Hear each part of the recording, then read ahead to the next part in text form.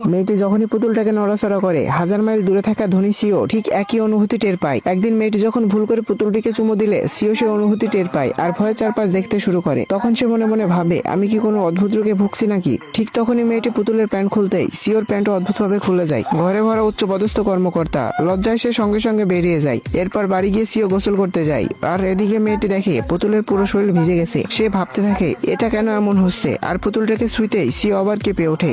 থামো, আর ছবে না। পুতুল শুকানোর জন্য মেয়েটি হেয়ার ড্রায়ার আনতে যায়, কিন্তু অলৌকিকভাবে পুতুলটি নিজে থেকেই শুকিয়ে যায় এবং গায়ে গামছা পরে নেয়। পরদিন মেয়েটি সাজুগুজু করে স্টাইলের সঙ্গে অফিসে যায়। তাকে দেখে অফিসের সবাই তো অবাক চোখে তাকিয়ে থাকে। ঠিক সেই সময় সিওর মা তাকে বিয়ের জন্য জোর করতে থাকে আর একটি ম্যাচ মেকিং অনুষ্ঠানে যেতে বলে। হতাশ সিও হঠাৎ মেয়েটিকে দেখে তাকে ভুয়া গার্লফ্রেন্ড বানানোর সিদ্ধান্ত নেয়। পারিশ্রমিক হিসেবে দেয় ব্ল্যাঙ্ক কার্ড, যাতে আছে আনলিমিটেড টাকা। টাকার কথা শুনে মেয়েটি রাজি হয়ে যায়। পার্টিতে দুজন একসঙ্গে ঢুকতে সবাই ফিসফিস করা শুরু করে যে ছেলেটা কখনো কোনো মেয়ের সঙ্গে কথা বলে না, আজ তার পাশে এটা আবার কে? ঠিক তখনই সিও শৈশবের বন্ধু এক দুষ্ট নারী মেয়েটিকে অপমান করতে শুরু করে, কিন্তু মেয়েটিও তাকে ছাড় দেয় না এবং প্রতিটি কথার কড়াভাবে জবাব দেয়। হঠাৎ সে নারী রেড ওয়াইন ছুঁড়ে মারতেই মেয়েটির হাতের পুতুল সম্পূর্ণ ভিজে যায়, আর সিও সেই মুহূর্তে ভিজে নাজেহাল অবস্থা। এরপর ঘটলো আরো ভয়ঙ্কর কাণ্ড। পুতুল নিয়ে টানাটানির সময় দুষ্ট নারী মেয়েটিকে সুইমিং পুলে ধাক্কা দেয়। বুদ্ধি করে মেয়েটি তাকে ধরে ফেলে, যার ফলে দুজনেই পানিতে পড়ে যায়। ঠিক তখনই সেখানে সিও ছুটে আসে, আর পানিতে ভেসে থাকা পুতুল আর নিজের ভেজা কাপড় দেখে সে বুঝে যায় এই পুতুলের সঙ্গে আমার নিশ্চয়ই কোনো সম্পর্ক আছে। সে সাথে সাথে পানিতে ঝাঁপিয়ে মেয়েটিকে বাঁচিয়ে নেয়, কিন্তু দুষ্ট নারীকে একদমই পাত্তা দেয় না।